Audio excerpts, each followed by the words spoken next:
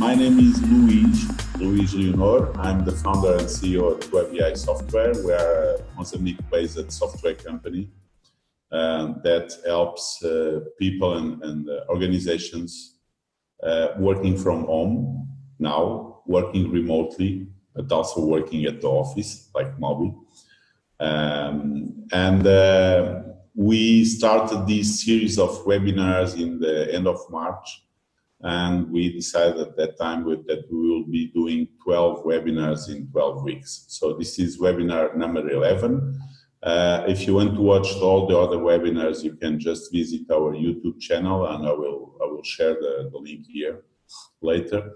And you can rewatch all the replays of the last 10 webinars, and you can see some were in Portuguese, some in English, but most of them are not related to the COVID, because we are tired of listening about COVID, but related about solutions to deal with the new normal. That's what we call it, the new normal that we will be living in the next months, years, or maybe forever. We don't know, okay? I'm from my home office at Maputo. I have with me Heleen. She is one of the founders of Mobi. Thank you, Heleen. And we also have Oliver. Heleen is also in Maputo. You are at home or at the office? At the shop? The office at Mobi. At Mobi, okay. Thank you.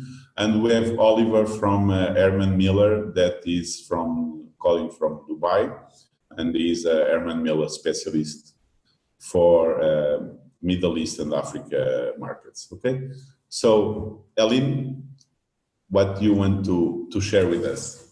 I want to say good morning to everyone. Thank you so much for joining us. Oli, great to see you. So I'm Heleen Henriques. I'm from Mobi. We've been working with 2IBI since last year, beginning of last year. They assisted us in setting up our accounting software that's tailor-made for our company. And most recently, they designed an integration of our accounting system with our new website, which will be launching this Friday. I invite you all to come and visit our site once it's up and running. So Mobi supplies home and office furniture solutions in Mozambique. We're situated in Maputo, but we supply countrywide. We've been the distributor for Herman Miller in Mozambique for the past 8 years. We are very proud to have this relationship with Herman Miller. They're a global and world leader, and they're renowned for their world famous iconic designs and very high customer satisfaction. So this morning, it's an absolute pleasure to introduce Oliver Baxter. He's a specialist in workplace design with Herman Miller as part of their Insight Group. And he will share with us some of his valuable insights on how to create the perfect environment to work from home. Oliver, over to you. Thank you very much for the introduction, Heleen. I really appreciate that. Welcome everybody. Thank you for taking the time out of your day to listen to me introduce you to some of the insights that we have at Herman Miller on how to curate some of the more ideal working from home environments. I'm going to try and stay away from kind of pitching any products to you from the Herman Miller portfolio. I'm not actually permitted as part of my role to talk about products. What I'm really tasked with is to discuss the conceptual side of design and how we can create better environments for people to be more productive within. So be safe in the knowledge that as we go through this webinar now, I'm going to try and make it interactive, but I'm also not going to try and cram product down your throat. I'm not going to have you all subscribe to purchasing Aeron chairs by the end of this session or anything like that. So we're really going to try and keep it high level and quite conceptual in nature. So I have prepared a short presentation for you today. So I'm just going to open that up now on the Zoom system. Oliver, can we launch the first call before you? Yes, of course. Okay, so I will launch the first call. It's basically to understand what is your job today, so we can understand what kind of attendees, what audience we have in the room today. So this is very simple. You just have to vote. So if you are at the level of the CEO, CFO, or sales manager, supervisor, salesperson, or administration, so please vote. It's very easy. So we have 60% of people are on the CEO level, and after that we have 20% of other managers level, and we have the rest of the people. Okay, so let's go. So a little bit about me before we kick off with the content. I'm not an architect. I'm not even a designer. My background is actually in psychology. So I'm a trained psychologist. That's what I did my postgraduate studies in. And then afterwards, after I'd left university, I spent 3 years working for a private practice in Oslo, Norway, before I left. And I joined the wonderful world of furniture and design with Herman Miller in London. And I worked there for about 5 years. And then I moved to Dubai, where I'm currently residing. And I've been working here for around about 5 years now. So about 10 years in the industry. And I think the reason why I tell you that is that there's a lot of applicable, transferable skills that we can take from psychology and from behavioral science and apply it to the environments that we're curating for people, both at home and in the commercial working environment. But at Herman Miller, we like to say that we innovate where people live, work, heal, and learn. So it's not just home, it's not just work, it's also, like coffee shops, like hospitality. It's also healthcare. Actually, the session that I'm delivering directly after this one is going to be on telemedicine, which is something that we're seeing a dramatic rise and increase in at the moment, because many people can't physically leave the house or go to the hospital spaces. So they're having to dial in and have relationships with their care providers, as we're doing right now in the digital medium. So yeah, we innovate where people live, work, heal, and learn. So I'm going to be probably drip feeding a little bit more of the behavioral science than you would if you were speaking to another one of my colleagues, just because that's what I'm passionate about. And hopefully you'll get a bit of a kick out of that as well.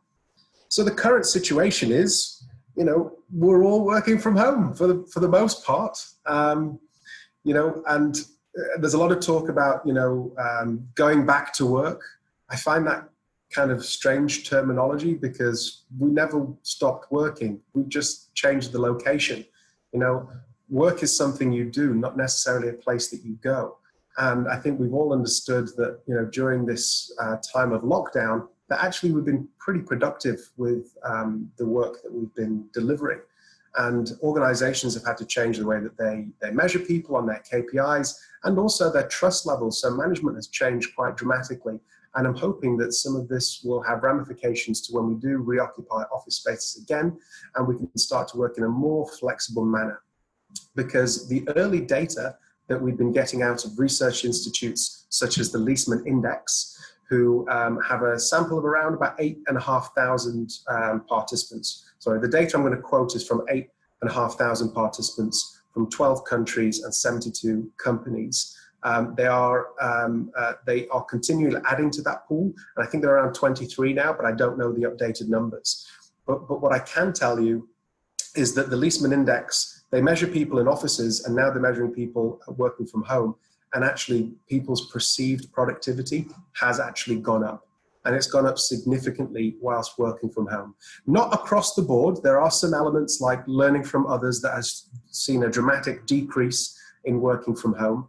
And that's obviously creating different issues for different parts of the population.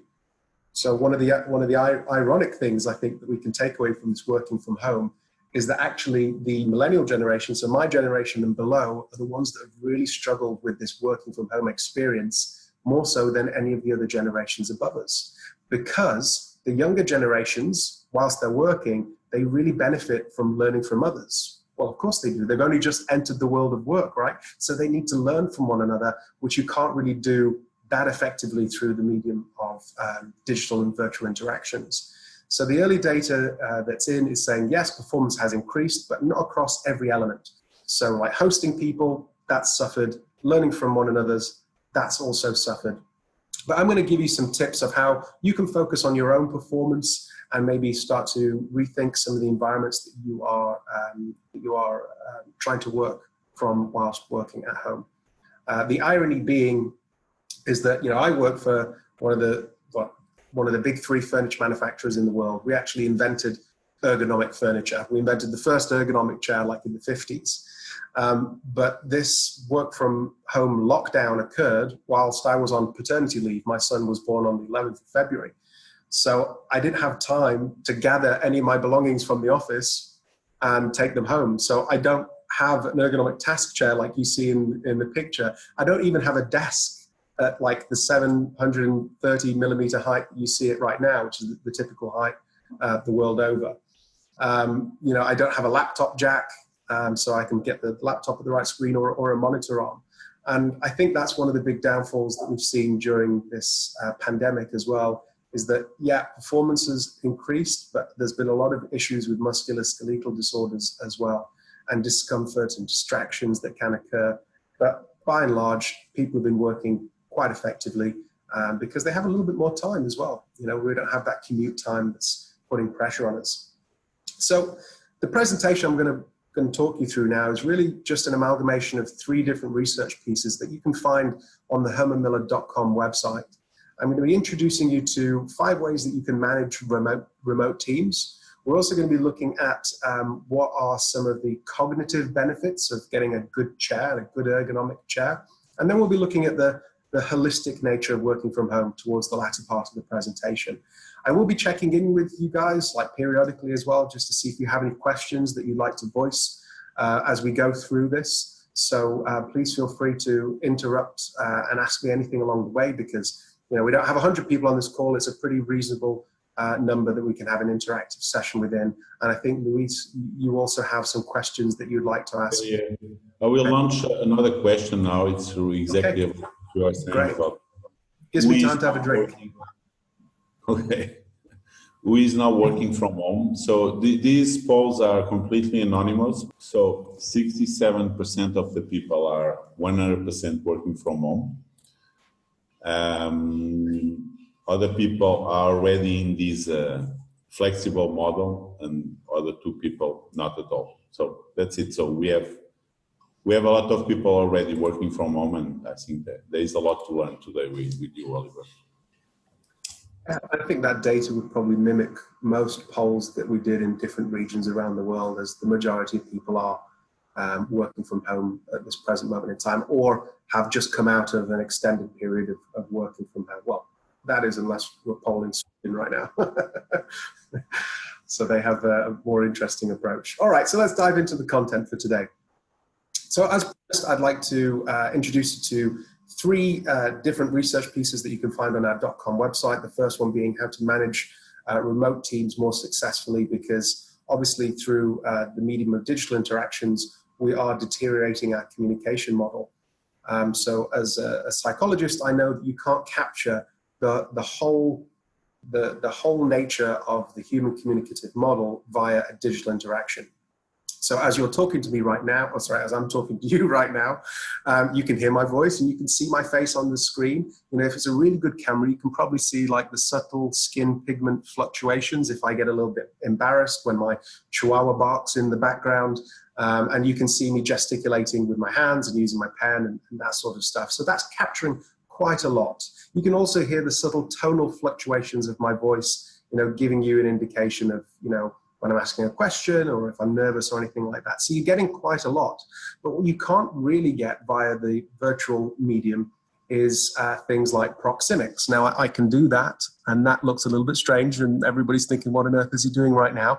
But just imagine for a second that you were, that this is pre-COVID, and you were at a networking session, and someone came up to you, shook your hand, and then said, "Hi, my name is Ollie," and they were stood this far away from your face. You'd be like, okay, this person is not in the head, and maybe it's time to make our excuses and go to the toilet or go and get another drink from the bar, because the physical distance that you have from one another is what we call proxemics. And depending on your familiarity and the relationship you have with that person, and also where you are from, where you're born in the world, and your personality as well to a degree, whether you're an introvert or an extrovert, you will allow people to come into closer or proxemic circles from you. So as an example, extroverted people typically have smaller proxemic circles than others. So if you think about it really as 3 different boundaries or 3 circles from you, the closest circle being reserved for those that are the closest to you. So your immediate family and your spouse and your children. And I think the Chihuahua is definitely going to have to start to be extended into the further echelons of my proxemic spheres unless he starts to behave himself. So for those people who you aren't familiar with, you keep them very much at arm's distance. That's where that kind of saying comes from. And now we are physically distancing. We're not socially distancing. That's been a key term that the World Health Organization has been very precise in redefining now. So it's not called social distancing because we're not socially distancing. Socially, we're very much connected right now. What we're doing is we're physically distancing from one another. So there's a key differentiator there in the terminology shift that the World Health Organization has recently launched. So those in the digital sphere, you can't get an idea of the familiarity between people, because it's just not able to be communicated via the computer camera. Also things like touch.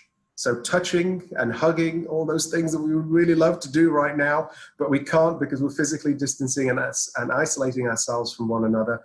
They are really great for building rapport and trust and building bonds and community amongst one another. In fact, it's been discovered that one of the best ways that you can influence a molecule in your body called oxytocin, which is the trust molecule, which builds relationships between people, is through an over-the-heart hug. So hugging people, and the researcher that discovered this, gentleman called Dr. Paul Zak, highlighted that you should be hugging about 8 different people a day for better quality of relationships and to increase your happiness as well. So working from home, not being able to have that physical connection with people does have an effect on your happiness levels and the trust that you have for people by and large as well. So let's look at some of these 5 elements. First, you really need to understand the challenge. And of course, we want people to fly in the right and same direction as one another. But as we move on to the next slide, we'll talk about how we need to also encourage asynchronous behavior type as well. So the real challenge here is helping team members connect and be heard and feel like a sense of purpose and belonging while they are working remotely. Because it's very difficult to have that sense of belonging when you're not co-located in the same physical space with your corporate colors and your branding around you. So you need to understand just the holistic nature of this challenge, and that actually everybody experiences this quite differently, based on your age, your gender, your personality type, what are your current home working circumstances. I've been doing a lot of webinars with my friends and colleagues in Asia, in APAC. And, they're in like studio apartments and one bedroom apartments. I'm fortunate enough to be in a 2-bedroom villa here in Dubai.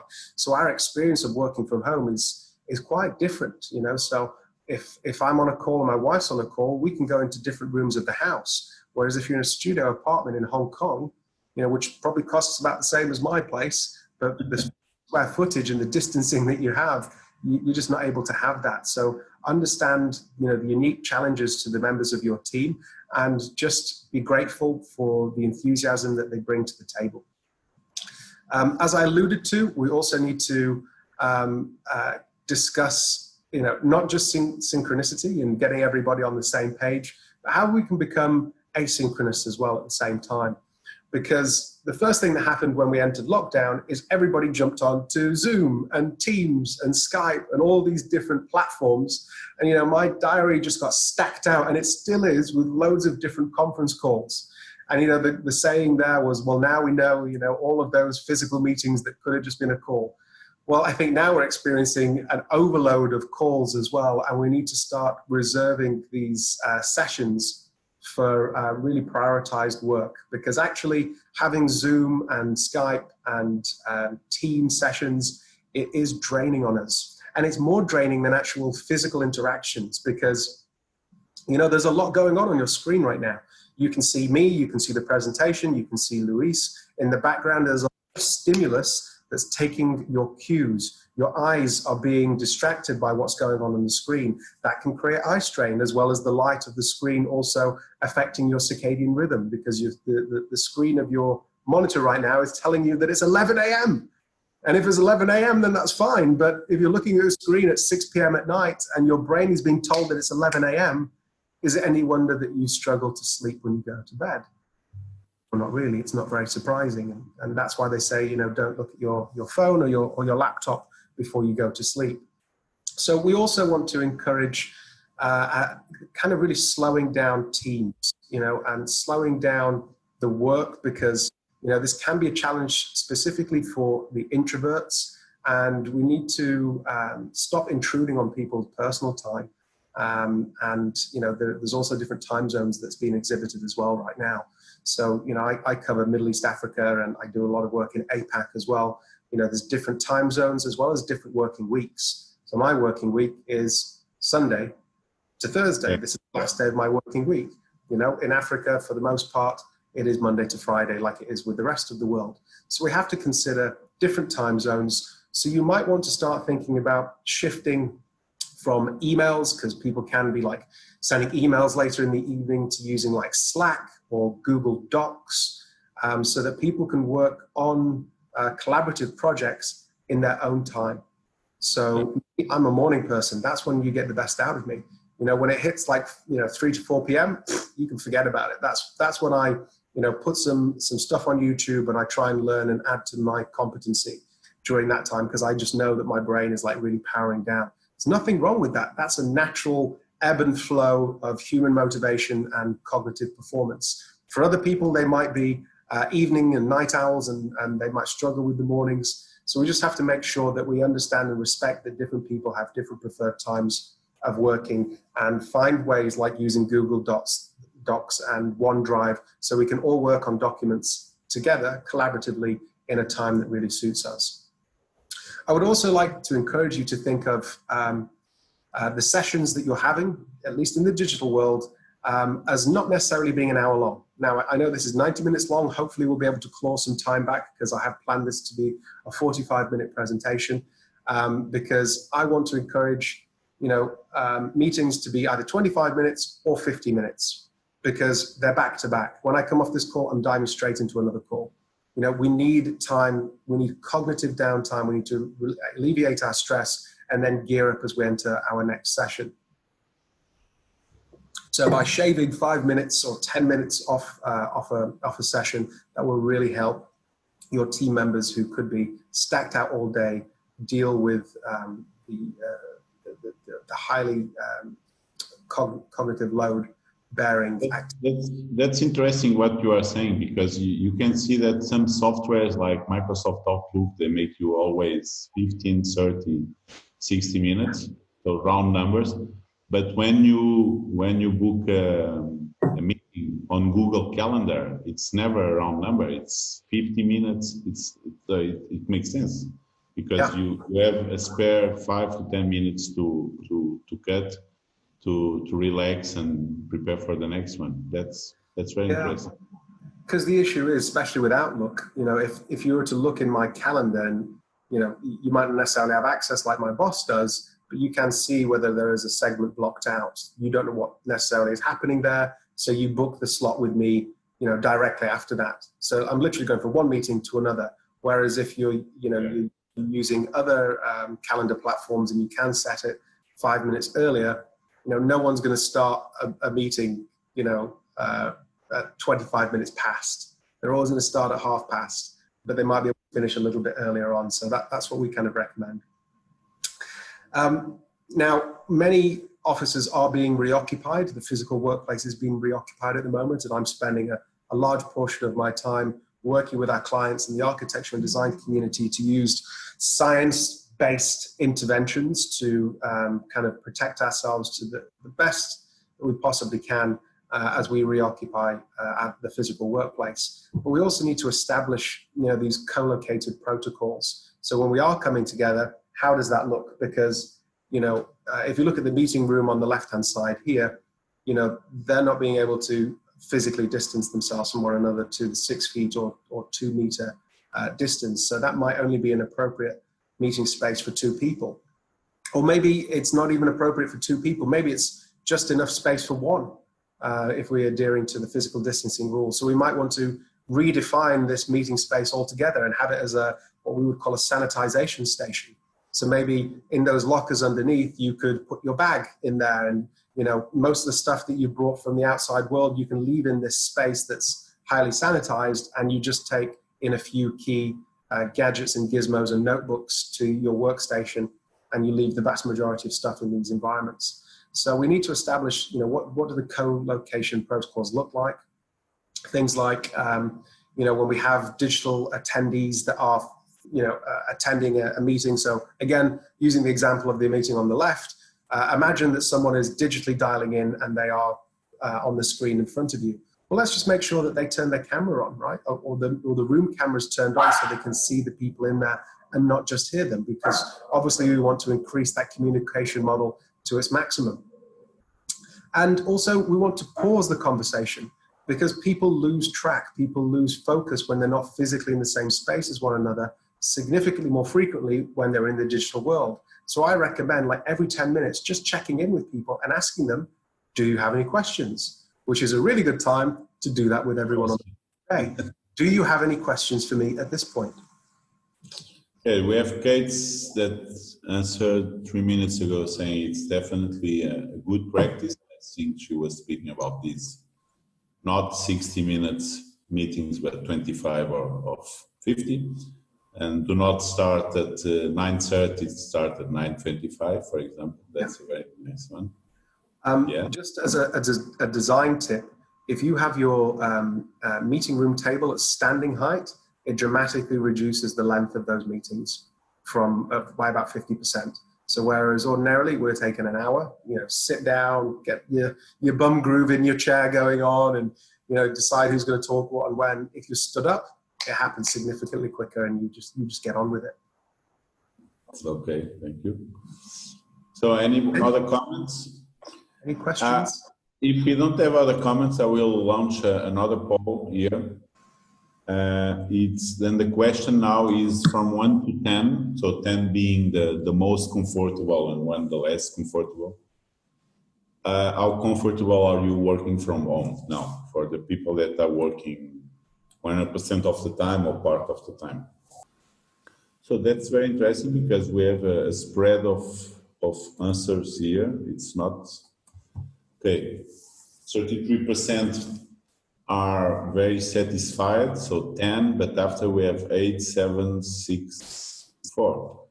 So my question will be for the ones that are not really comfortable at home, why is that? Because it can depend on many different things, like Oliver has been saying. It can be because I don't have a good chair, because I'm listening my dog every minute behind me, because so many others, because my kids are making noise, so it's an environment people in issue, or is it because I don't have the right setup, the right desk, the right computer, the right screen? So yeah, and if you were to ask everybody individually, their experience and how they would describe it would also differ dramatically. And we have someone here saying that she was not comfortable before, but she is now, because she got her own chair from the office. So the chairs, that's what Herman Miller is well known for. It's a very important thing. Yes, it's a Mobi chair. Also, I'm also using a chair that I bought from Mobi, because I was not comfortable also because of that. Fantastic. Yeah, I wish I'd had another Mobi Herman Miller fan here. Also got the share from Mobi. Brilliant news from Heleen. Okay, it's good that we have Mobi satisfied clients. All right, well, I'll carry on with the presentation, and if there are any questions, then feel free to voice them at any time during the delivery of this content. I'll be happy to address them as and when they arise. That's fine. So number 4 in the 5 ways to manage remote teams is by being social. So, we work with remote team members quite often, and we don't normally do the informal social interactions quite as often as we'd like to, that usually happen kind of spontaneously throughout the day. These times are really important for building team culture. To solve this, what I recommend is kind of jumping onto Slack or to Teams again, and having those kind of breakout room or those coffee sessions where, there isn't an agenda. You're just, having a cup of coffee, shooting the breeze, catching up with the game that happened last night, or commenting on the weather, or just seeing if everybody's all right. And then you can have like some competitions in the business as well.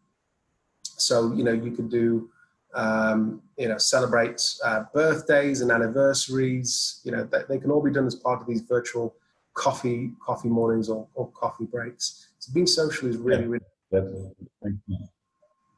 yeah. And think of ways how you can be asynchronous. Makes sense. Some companies are doing like the wine time, so they set 25 minutes. Let's use the new rules: 25 minutes, not 30 minutes. Yeah. Slot. Everybody's coming to have a drink on Zoom or whatever.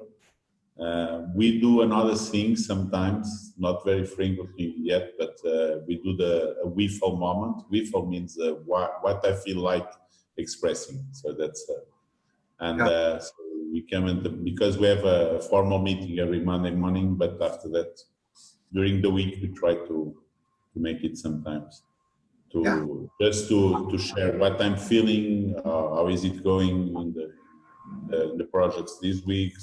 So that's. Yeah, and the more fun you make it, the more likely people are to want to join the coffee session.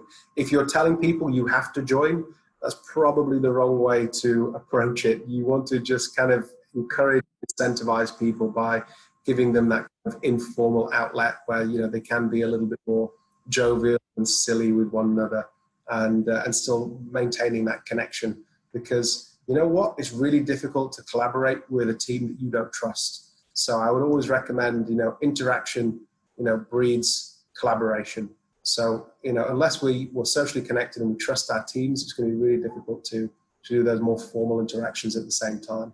So one of the ways that we've done it at Herman Miller recently is, I don't know if you've seen it on social media, people have been recreating like famous pieces of artwork, and they've been using themselves, like dressing themselves up and taking pictures and comparing it to that piece of art. So we did that in our team, created this document, and we voted who had the best one. I didn't win. But this was my entry. I thought it was quite good. Brilliant. Like that. Yeah, you could do something like that if you wanted to. I'm sure there's plenty of other memes of things that you can tease and lend from Facebook and borrow, and just start using them on your Slack and Microsoft Teams sessions and Zoom and your Wine Fridays and that sort of stuff. So anyway, less of that picture. That's enough of looking at me. And then finally, we need to manage performance, because, you know, before lockdown, there was still a hell of a lot of organizations out there that managed performance by, if I can see at your desk, that I know you're working. Clock in, clock out, and that's how they measured people on their input, right? Not on their output, which is actually what they're producing. And I put it to you that I can slack off right in front of your face. I really can. But if you've given me a number of different performance indices that I have to hit by day's end, then I still have to hit them by day's end. So it doesn't really matter where I am in order to accomplish that work. So, you know, it's not about looking at the attendance as productivity, because attendance isn't productivity. Attendance is merely obedience. So we need to look at more of an outcome-driven performance metrics to help manage the expectations of what the managers and employers are experiencing from their employees. So I don't think we should necessarily be worrying that people are slacking off during this time, because early indications from lots of different organizations that are looking at working from home data shows that performance goes up because, you know, one, we don't have that commute time. Two, we typically work through our lunch periods. Three, we're not as interrupted as we are when we're in the workplace. We're able to focus for extended times without well-intended and meaning colleagues coming up and tapping us on the shoulder to pick our brains over a specific problem. So, you know, working from home does have its positives and its benefits. So let's look at how we can practice self-care while working from home. You know, as a psychologist, this is something that's very, very close to my heart. I usually notice that people have their laptops and their desks kind of orientated the wrong way. And I understand why they do. So it's ingrained within the human condition to have your head facing the doorway, the entrance and exit. And the reason why that is because we used to set our fires, our campfires, in the entrance of the cave, and then we would have our back where we couldn't see to the wall, and we knew that we were protected, so no animals could get to our fleshy bits without us seeing them. So it's ingrained within our human DNA to always have ourselves facing the door so we can see what's coming. But if you're at home, you know, it's just going to be your kids, right? So, you know, it's nothing life-threatening, nothing too dangerous. And usually, if you're facing the door, it means your back is to the window. And you really want to have the sunlight on your face because obviously that stimulates vitamin D production in the body, which actually has links to fighting COVID-19 as well and protecting people from COVID-19. They're starting to look at research that seems to be suggesting that that may indeed be the case. Also, it affects your circadian rhythm as well. So if you are staring at your monitor, it's going to interrupt your sleep. Whereas if you've got daylight in your peripheral vision, then that will help regulate your awake sleep cycle. Also, when you're doing webinars like we're doing right now, if you've got the light behind you, I know I have some light behind me, but I also have some light in front of me. If you've got light behind you, usually what that does is it casts a shadow on your face. If you think about like when you're trying to take a picture with your camera, you know, you always want the light shining on that person's face. So for the digital experience and for the physical well-being of the person, you really want to be facing that window and have a good view of nature. So some of the results that we have from our healthcare research has highlighted that if you are recovering from surgery and you can see out of a window, you recover quicker, you require less pain medication than if you are in a room recovering that doesn't have a window. So, you know, just a natural setting is really, really cool, as well as getting in those sun rays on your face. You're gonna have to police your posture. You're gonna have to be the posture police on yourself and the rest of your family of co-workers that you live with. So, you know, right now, this is a good posture for me to sit for like 45 minutes to an hour. I'm sat on my sofa at home. But I definitely shouldn't be working here for extended periods of time because I don't have any sacral or lumbar support. You know, I'm on a fabric and foam chair, which is notoriously ineffective for distributing weight that's in my bum. So you want to get a good ergonomic task chair like you see this gentleman sat in right now. And also you want to make sure that the black bar of your monitor, so the black bar of your monitor should be level and parallel with your eyes. And you also want the screen to be about arm's distance away from you. And that makes sure that your head, your shoulders, and your pelvis are all in alignment and that you're not leaning forward and slouching against your computer. And of course, you also want your knees to be at a nice 90-degree angle, as you see this gentleman exhibiting in the cartoon graphic on the screen. So this is one of my colleagues in North America. Now, I know it looks like a mess, but this is a workaround. So what she's done there is she has her colleague and co-worker. You can see the little dog on the right-hand screen.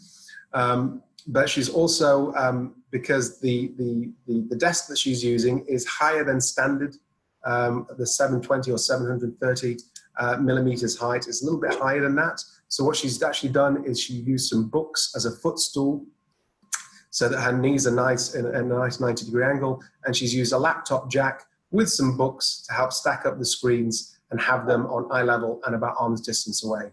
So she's policed her posture with an interesting workaround.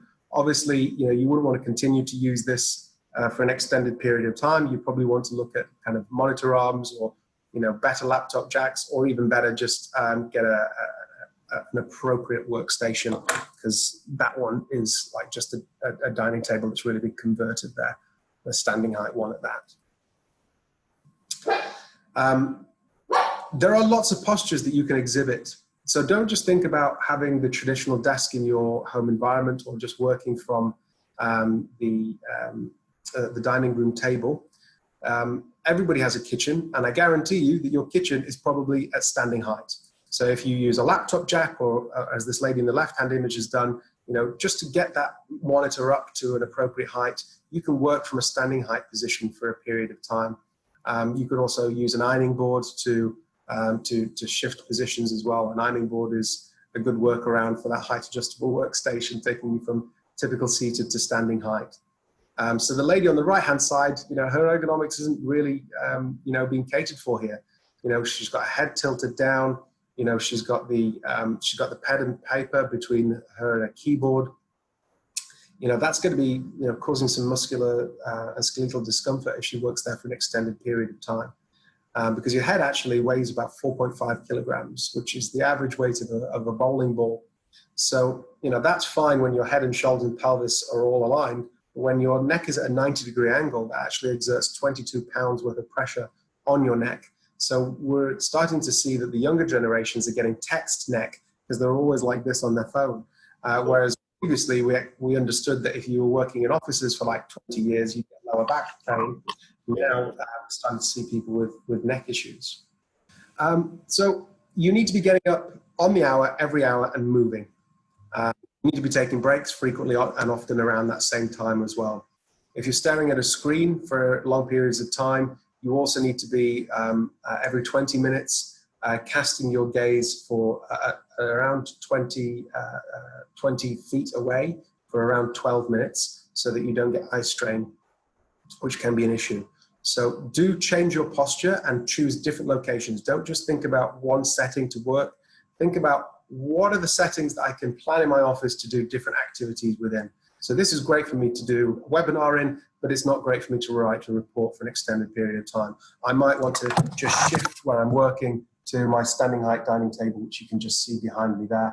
And maybe I can write a report there for a little while longer, and that stretches out my posture and gets my blood pumping, and more blood and circulation to the body is only going to be a good thing. Treat yourself. I think a lot of people have been experiencing lower back pain because they didn't have the right ergonomic tools, specifically a good ergonomic task chair. And what we mean by a task chair is a chair that is designed to cater for you for like 8 hours working. Now, a multitask chair is like a chair that you can sit in for like 2 to 4 hours, and that caters for that period and duration of seating.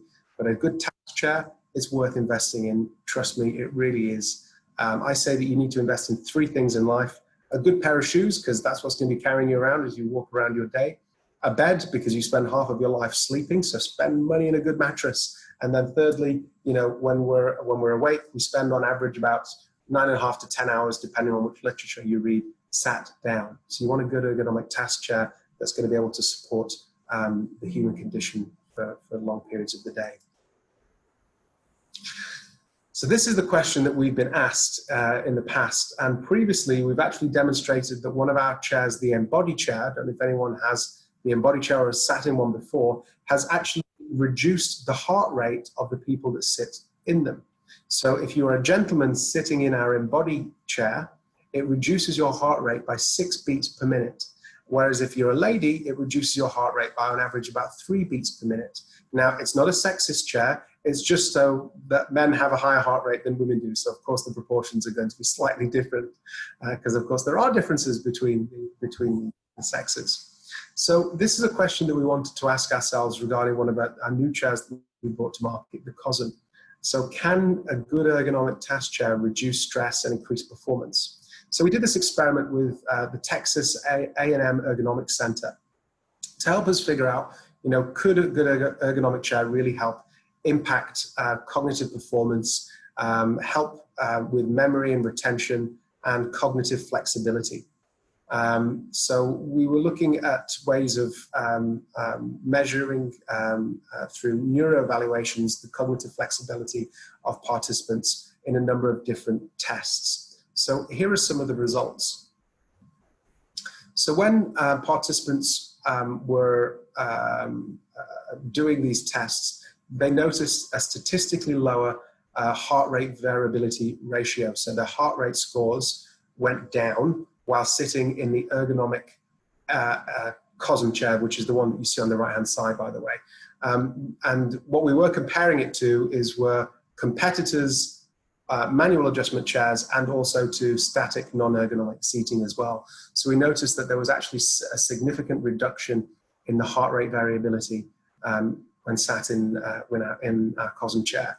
This also reduced stress significantly and produced a more overall feeling of well-being and more relaxation while sitting in the high back COSM chair. I say high back because that was the chair that we used for the experiment. The COSM chair actually comes in 3 different heights: high, medium, and low back. So the set shift, which is basically a cognitive test that demonstrates decision making and how quickly you can move from one decision to another without losing accuracy. Very similar to the flanker test, which is more about neuroefficiency, which is also associated with cognitive load and mental capacity. All of these things were positively affected by the COSM, statistically more significant than the competitors' manual adjust chairs. So yeah, a chair can actually affect your stress, the degree to which you make decisions, how quickly you can traverse mentally from one decision to another, and maintain focus on task as well. So I will send everybody who would like a copy of this research a link to our online resources where you can see these three pieces of content that I'm running you through today. So if we want to consider working from home from a holistic fashion, we need to consider all of these elements that you see on the screen here today. We need to dedicate work time, working technology, communicate needs, commit to health, dedicate downtime, and dedicate workspace. So the key here is dedicate. And what we mean by dedicate is it needs some forward thinking and planning. So you can't just think, all right, I've got a report to write, I'm going to go to my office. Because that might not necessarily be the best place for you to write that report. You might not be in the headspace that you're required to be in to really do fine, focused, uninterrupted work.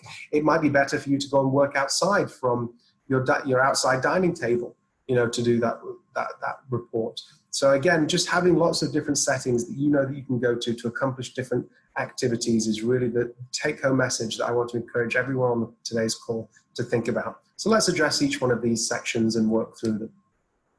So dedicate work time. What are your office hours, and how can they be a little bit more flexible, understanding that, we are working from home, and that, typically people don't have the commute time, they will work through their lunch. So maybe we could allow a little bit more flexibility in catering for those early birds and those night owls so that they can work at a time that's more appropriate for them. When are the virtual meetings? How can we make sure that they're not taking up 100% of our days, like mine just so happened to be today? When you are having a virtual meeting, you might want to make sure that you are in the most appropriate attire for that. So just because you don't have any meetings planned or scheduled that day, and you're writing a report, or you're just having a coffee break in amongst some learning dedicated time for yourself, you never know what could pop up. You never know that your boss might want to reach out to you, or you might have to jump onto a quick collaborative call with a client. So make sure that you are dressed for the day. Now, my boss, he can wear, he says that he can wear whatever he needs, whatever he wants, but he needs to put on his work shoes to get into that mentality of, right, I am now at work. Some people feel like they need to put on a tie. Me personally, I don't have an association with my attire and how I want to feel about working. My attire is I dress for the interaction that I'm wanting to have and the impression that I'm wanting to give to people. So I have an association. I always wear my work shirt to IBI shirts, and we more. So you've thought about it. Doing the same thing. So yeah, and you've thought about that. You dedicated some time to thinking about how you wanted to be perceived by people. Yeah. So plan for the inevitable call that's going to catch you off guard, and just make sure that even if you are in t-shirt and shorts, maybe you just have like a shirt that's hanging up right next to your computer that you can pop on if you feel that you are in part of one of those more formal corporate organizations. I'm not in so much a formal corporate organization, but sometimes I'm interacting with those that are. Working with technology. So I joined this call at 11 today, understanding that 11 my time in Dubai, understanding that it wasn't going to start until 11:30. The reason why I did that is because you never know what's going to happen. So when I joined, guess what? Zoom made me update, and I had to spend 10 minutes updating my software. And if I'd have joined 15 minutes before, that would have caused me a lot of stress and anxiety and increased my cognitive burden, which is definitely something that I don't want to have when I'm about to present to people. So, make sure that your technology is up to date. If you have a big day of calls, you're going to want to restart your computer, shut it down the night before, boot it up that day, and make sure you've done all those updates. Of course, you've got to plan, a bit of time in, either the day before or, immediately before the presentation, just to do a quick run through. That's something that, we always do before every single call. And depending on which system you're using, right now we're using Zoom. It's pretty easy to keep, the participants separated from the panelists. But, I use WebEx quite a lot. And that is really, really tricky. It's kind of like playing whack-a-mole. When you went to the circus and you played whack-a-mole as a kid? So in WebEx, anybody can turn on their camera and audio and talk at any moment in time. So I always have an administrator with me who's making sure that people stay muted and they keep their cameras off so that they don't accidentally or on purpose try and interrupt the session in a negative way. So, you've got to make sure you understand which technology and software you're using at the same time. Communicate needs.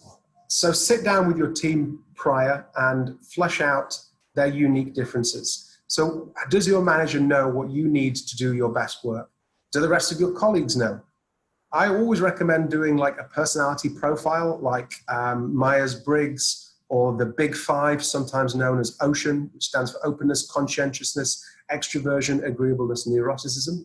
And when you do a personality test, basically, you find out a lot about yourself. So if you share that with your colleagues and your boss, then they understand you significantly better.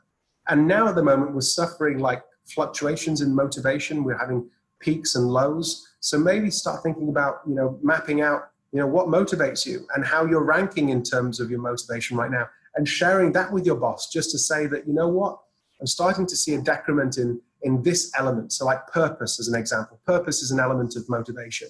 I'm seeing a decrement in purpose. So how can you help me experience elevated levels of purpose whilst working remotely? And maybe they don't have an answer, but at least you're sharing that burden with them. We need to help people do their best work, and communicating needs is a really great habit to get accustomed to. Health.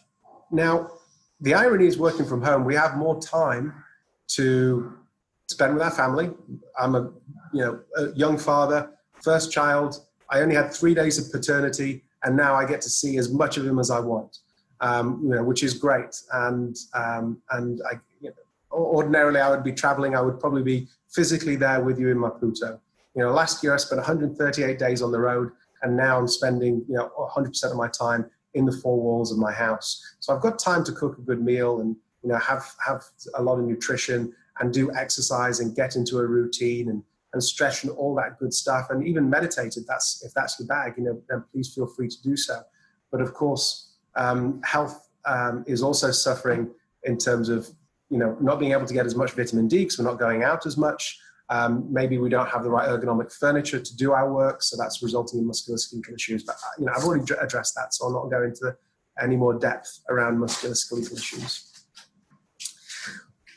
People are working more than they need to. They are definitely working more time than they ordinarily would when they're in the office, given that kind of very defined time of 9 till 5:30, or if you're an architect and designer, 7 a.m. till 11 p.m.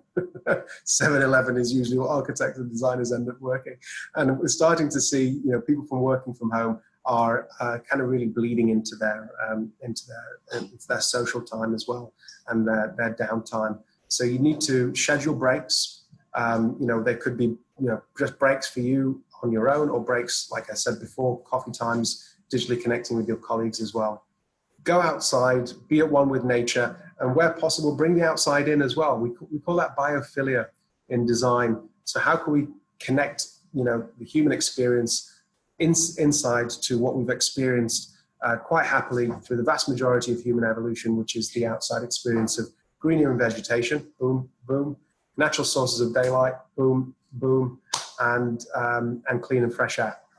Well, that's not really very likely. I live in the desert, so I need AC systems, so it's always recirculated air, and that can not be as good for me as getting some fresh air, but I can go out even though it is a little bit hot. Dedicate some time for daydreaming and meditation, like I said, but daydreaming is really, really important. And that's where creativity and resourcefulness comes from. You know, I've asked thousands of people from all over the world where they have their best ideas, and no one ever says sat at their desk at work. They usually say in bed, in the bath, on the toilet, public transportation, or driving the car. Those are the big 5 spaces that people experience creativity. So a lot of that can be found right here at home whilst you're working at home during your downtime. Dedicate workspaces. So pluralize this, not just workspace, but workspaces. Get a good desk, make sure, you know, if you can, if you've got that financial investment, that it's height adjustable as well, so you can exhibit different postures, because you want to be getting up on the hour and every hour, remember, and kind of stretching and moving, making sure that your setup is correct. So maybe go online and look at the tutorial videos of how to set up your chair, because if you've invested in a good ergonomic task chair, like one from the Herman Miller family, you know, you're going to want to gear that up to your own specific needs. You know, does your computer, you know, are all the settings geared up to you? You know, are you making sure that the light becomes more orange and less blue as the day goes on, so you can start again tweaking your circadian rhythm so you get better sleep? And I just wanted to kind of finish off today's session, because I saw this on Facebook, and I thought it was quite funny that this lady had put this up on the door of her room. Because of course we're always being interrupted. You know, just as I was on in the last 5 minutes there, my son's nanny came in and changed his nappy just over there. So, you know, I'm looking at a bare little butt as I'm talking to you guys. So this is quite a cool little sign that I thought was funny. Like, so this lady, you know, in order to discourage her kids from interrupting her while she's working, she's put, you know, maybe these are some of the answers to your questions. Upstairs, it's in the wash, no. I don't know what's for dinner, in your bedroom, and piece of fruit. Whatever you do, do not enter, do not disturb mummy at this period of time. So I just wanted to leave that as my final thought, because I like to leave things with a little bit more energy than when we started. So I hope you found that interesting, everybody. And if you have any questions, I'd love to hear them now. On your, you'll see a QR code. So if you just open up your phone and the camera on your phone, and hover it over your screen right now, that will send you to a little pop-up that will come down from the top of the screen. You click on that, and that will open up Safari and your LinkedIn account, and that will direct you to my LinkedIn profile. Should you want to connect with me and ask me any questions offline as well, please feel free to do so. But yeah, any questions from anybody that's dialed into the call? Yes, please. It's time for interaction now. Cool. It was very good to see what you were sharing here today, Oliver. Actually, we did the first couple of webinars we did ending of March, beginning of April, was how to use some free and not free online tools to improve communication in teams, like things like Zoom, Skype, Teams, Slack, and many other tools that we use internally. Some developed by us, some that we pay for to use. So it's all available. So that's very important, these kind of things. And I will just stop sharing so we can all have equal share of screen time. What did you learn today? Can you share one of your learnings, please, on the chat? I saw some very interesting things that are really important. For example, the lighting that we get.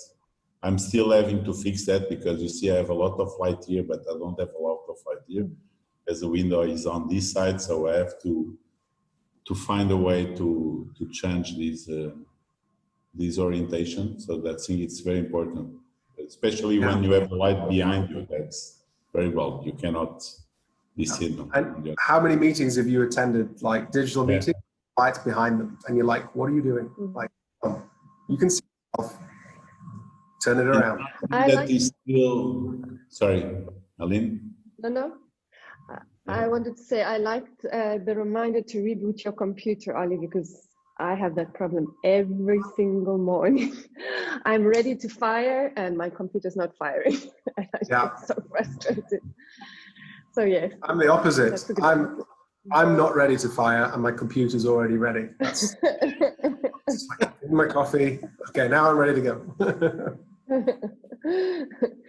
So I have to remember the reboot at night.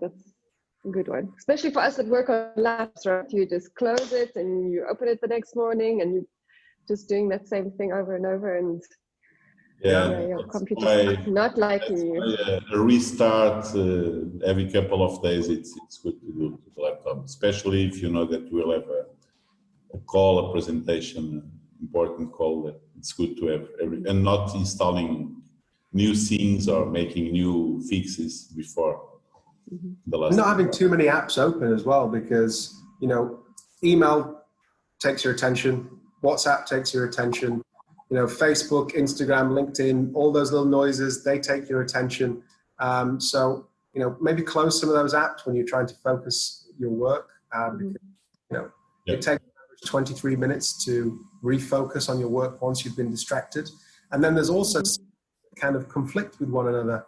I don't know whether this bug has been fixed yet, but when I first moved to Microsoft Teams, I discovered that if I had Microsoft Teams open and Skype, there was some issues.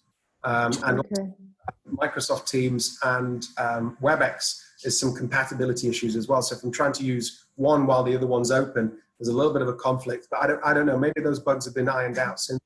But yeah, just try and have like the video software that you're using, just that one open, rather than having Teams in the background, which I do actually have Teams in the background running now. But yeah, just manage the apps that you have open as well. Yeah, that's important. So one challenge that we've found is we don't have a VPN set up, so we don't have access to our server from home.